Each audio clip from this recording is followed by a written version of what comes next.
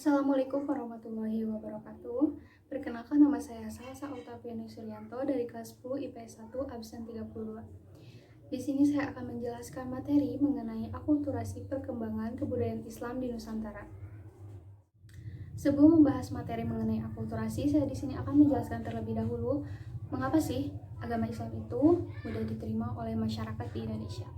Jadi hal-hal yang menyebabkan Islam mudah berkembang dan diterima oleh masyarakat di Indonesia.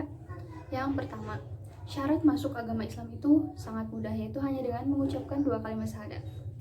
Yang kedua, upacara-upacara peribadatan dalam Islam sangat sederhana jika dibanding dengan agama-agama atau kepercayaan lain seperti di Toraja, misalnya prosesi pemakaman. Yang ketiga, ajaran Islam tidak mengenal sistem kasta. Yang keempat, Islam itu bersifat terbuka sehingga penyebaran Islam dapat dilakukan oleh setiap orang atau oleh siapa saja. Yang kelima, yaitu penyebaran agama Islam di Indonesia disesuaikan dengan adat di Indonesia atau tradisi masyarakat Indonesia. Yang keenam, ajaran Islam berdampak positif bagi terciptanya kesejahteraan masyarakat dengan adanya kewajiban membayar zakat bagi orang Islam yang mampu. Yang ketujuh, keruntuhan kerajaan-kerajaan bercorak Hindu-Buddha seperti Sriwijaya dan Majapahit memberikan kesempatan yang luas bagi perkembangan Islam. Yang kedelapan atau yang terakhir, penyebaran Islam dilakukan secara damai dan pastinya secara sukarela. Setelah saya membahas mengenai mengapa agama Islam di Nusantara bisa diterima dan disebarkan, sekarang saya akan membahas akulturasi di bidang seni bangunan, yaitu ada masjid dan juga makam. Yang pertama, saya akan membahas masjid terlebih dahulu. Pengertian masjid. Oke, dari segi bahasa, kata masjid diambil dari akar kata sajadah sujudun yang berarti patuh, taat, serta tunduk dengan penuh hormat. Mustafa 2008-19. Fungsi masjid menurut Ustadz Abdul Somad yaitu ada 5. Yang pertama, sebagai tempat sujud, kedudukan manusia sama di mata Allah Subhanahu wa Ta'ala, kecuali takwa. Yang kedua, yaitu sebagai ilmu pengetahuan. Yang ketiga adalah sebagai tempat mencari kesehatan jasmani dan juga rohani. Yang keempat, sebagai wadah keselamatan hari kiamat dan jalan membangun rumah di surga. Yang kelima atau yang terakhir, yaitu sebagai wadah prajurit dan penguatan ukhuwah Islamiyah. Ada beberapa perbedaan mengenai Masjid Arab di Mekah dan Masjid Nusantara. Ciri-ciri Masjid Arab atau Mekah yaitu Masjid Arab atau Mekah umumnya luas dan terbuka. Masjid di Arab umumnya atapnya berupa kubah dan jarang didirikan masjid dalam satu tempat, hanya ada masjid besar. Kata masjid diulang sebanyak 28 kali dalam Al-Quran. Ciri-ciri masjid di Nusantara yaitu atapnya berupa atap tumpang, yaitu atap yang bersusun semakin ke atas semakin kecil, dan tingkat yang paling akhir itu berbentuk seperti limas. Umumnya sebelum mengumandangkan azan memukul bedug atau kentongan terlebih dahulu kalau di Nusantara. Dan yang terakhir itu banyak didirikan di tempat-tempat. Hasil akulturasi dalam seni bangunan yang kedua yaitu ada makam. Rasulullah Shallallahu Alaihi Wasallam bersabda, "Ingatlah bahwa orang sebelum kalian, mereka telah menjadikan kubur Nabi dan orang soleh mereka sebagai masjid. Ingatlah, janganlah jadikan kubur menjadi masjid. Sungguh, aku benar-benar melarang dari yang demikian." Hadis riwayat Muslim nomor 532. Ada beberapa ciri-ciri makam di Nusantara yang membedakan dengan makam Baqi Madinah.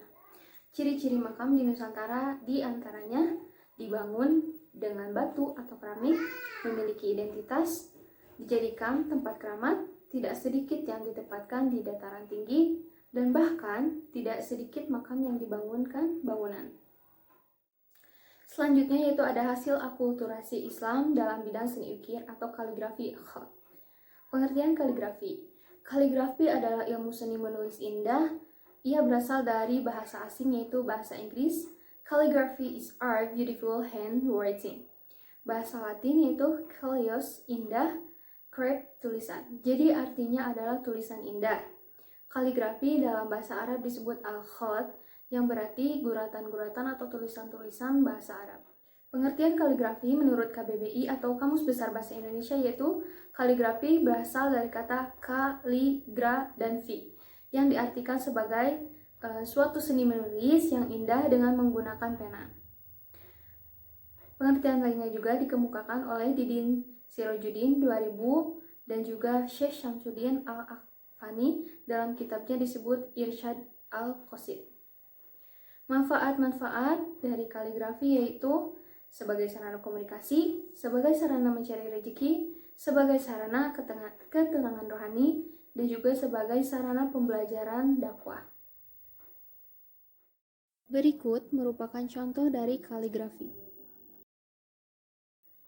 Ketiga ada akulturasi Islam dalam bidang aksara seni sastra. Tersebarnya Islam di Indonesia membawa pengaruh dalam bidang aksara atau tulisan. Abjad atau huruf-huruf Arab sebagai abjad yang digunakan untuk menulis bahasa Arab mulai digunakan di Indonesia. Bahkan huruf Arab digunakan di bidang seni ukir. Berkaitan dengan itu berkembang seni kaligrafi. Di samping pengaruh sastra Islam di Persia, berkembangnya sastra di zaman Madia tidak terlepas dari pengaruh unsur sastra sebelumnya. Dengan demikian, terjadilah akulturasi antara sastra Islam dengan sastra yang berkembang di zaman pra-Islam. Seni sastra di zaman Islam terutama berkembang di Melayu dan juga Jawa. Dilihat dari corak dan juga isinya, ada beberapa jenis seni sastra seperti berikut. Yang pertama yakni ada hikayat. Hikayat adalah karya sastra yang berisi tentang cerita sejarah ataupun dongeng. Dalam hikayat banyak ditulis berbagai peristiwa yang menarik, keajaiban atau hal-hal yang tidak masuk akal. Hikayat ditulis dalam bentuk gancaran, karangan bebas atau prosa. Hikayat-hikayat yang terkenal misalnya hikayat Iskandar Zulkarnain, hikayat Raja-Raja Pasai, dan lain-lain. Yang kedua yakni ada babad. Babad ini mirip dengan hikayat. Penulisan babad seperti tulisan sejarah, tetapi isinya tidak selalu berdasarkan fakta. Jadi isinya campuran antara fakta sejarah, mitos, dan juga kepercayaan. Di tanah Melayu, terkenal dengan sebutan Tambo atau Salasila. Contoh babad adalah babad Tanah Jawi, babad Cirebon, dan lain-lain. Yang ketiga yakni ada syair. Syair berasal dari perkataan Arab untuk menamakan karya sastra berupa sajak-sajak yang terdiri atas 4 baris setiap baitnya. Contoh syair yang sangat tua adalah syair yang tertulis pada batu nisan makam Putri Pasai di Mienye 7. Yang terakhir yakni ada suluk. Suluk merupakan karya sastra yang berupa kitab-kitab dan isinya menjelaskan soal-soal tasawufnya. Contoh suluk yakni suluk Sukarsa, suluk Kujil, dan lain-lain. Akulturasi yang keempat yaitu ada akulturasi Islam dalam bidang kalender. Menjelang tahun ketiga pemerintahan Khalifah Umar bin Khattab, beliau berusaha membenahi kalender Islam.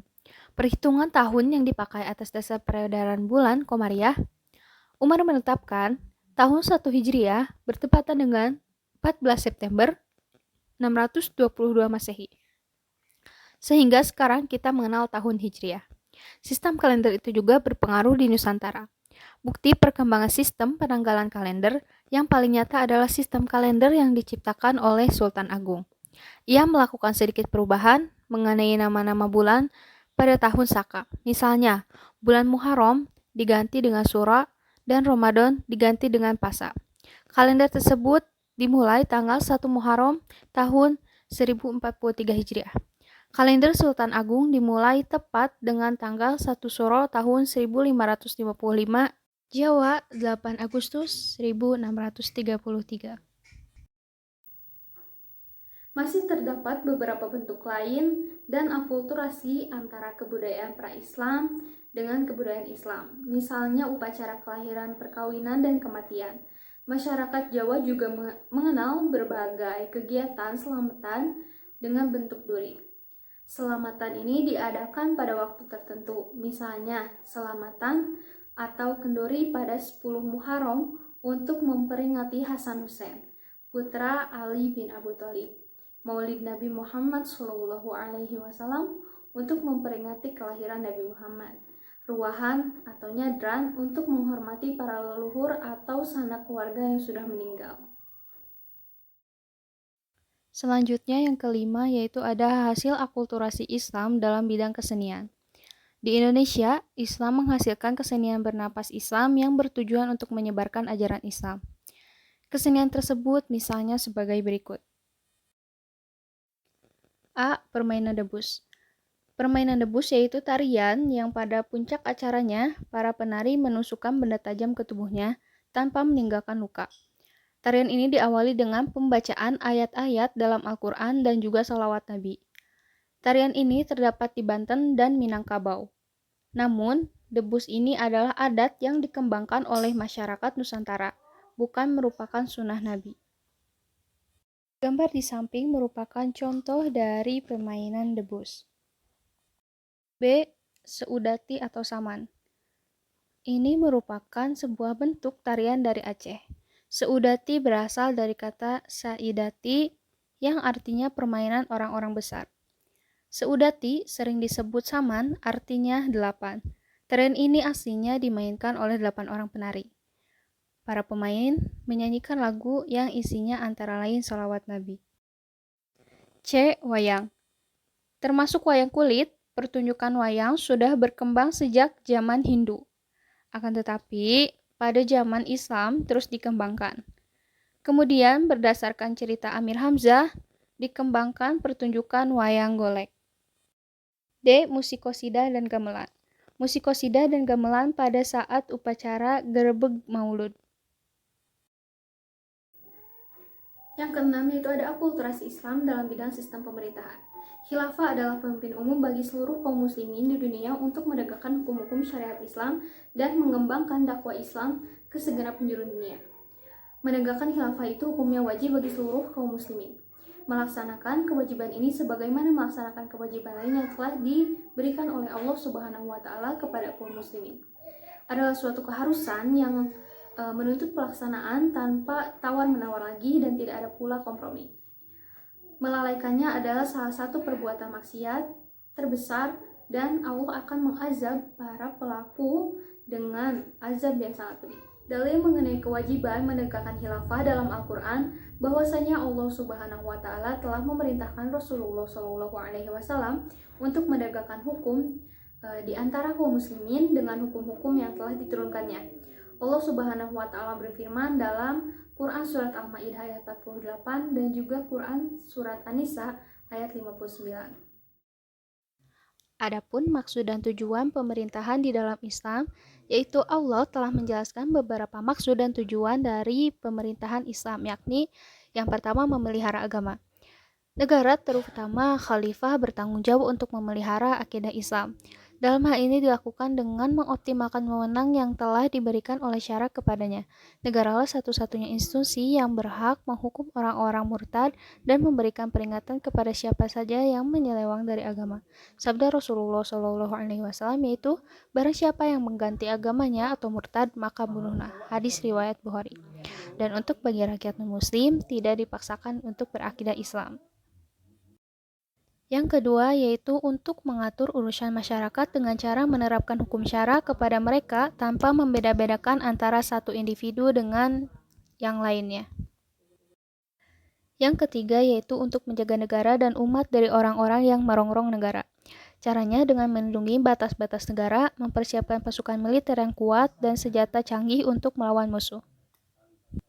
Yang keempat yakni menyebarkan dakwah Islam kepada segenap manusia di luar wilayah daulah, yaitu dengan cara menjalankan jihad sebagaimana yang dilakukan Rasulullah pada beberapa peperangan, misalnya penaklukan Mekah dan Perang Tabuk.